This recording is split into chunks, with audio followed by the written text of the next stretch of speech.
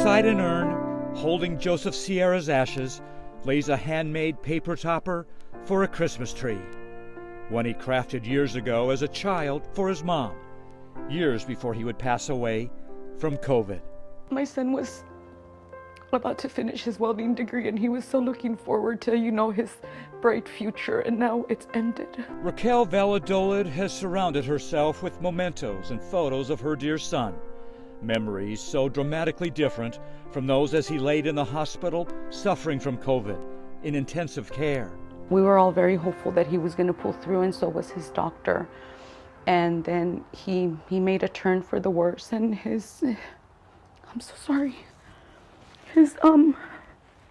He needed to be put on oxygen, and he needed to be put in the ICU, and then he was intubated, and after that he didn't make it. Joseph was 29 years old when he died last August, just days before his 30th birthday. He was always a very happy-go-lucky child. Even as he became an adult, Raquel remembers, always giving, always helping, even coaching his nieces and nephews. No challenge was too big to overcome for Joseph, his family says, until the challenge was COVID. I honestly haven't been able to wrap my head around getting things done as much as I really want to. It's just very difficult. Paying for the $8,000 funeral was especially difficult, only added to the emotional pain, Raquel says, as she struggled day to day just to make ends meet. Thousands of dollars of other bills went unpaid.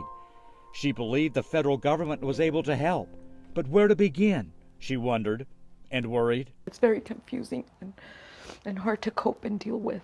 So when Raquel asked for help, we showed her family how to apply for assistance from FEMA, which pays up to $9,000 for a COVID-related funeral. But Raquel waited and waited for weeks. All FEMA would tell her was it could be another 90 days for her request to be processed. That's when we contacted FEMA.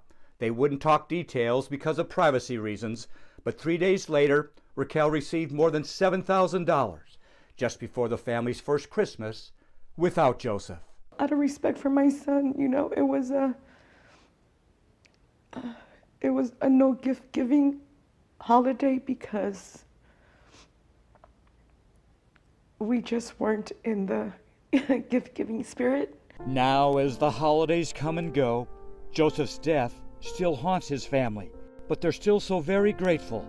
They, unlike so many other families, were able to be there, to gather by their loved one's side, to say goodbye. My son is one of the lucky ones that didn't have to pass away from COVID alone. So many people have suffered with COVID alone in the hospital, and they've ended their life alone in the hospital. But not Joseph. His mom, able to lovingly hold her son's hand for the final time. From now on, she'll cherish that old paper tree topper even more, so carefully made by Joseph's hands and his caring heart. Pete Knutson, 2 News Oklahoma, Problem Solvers.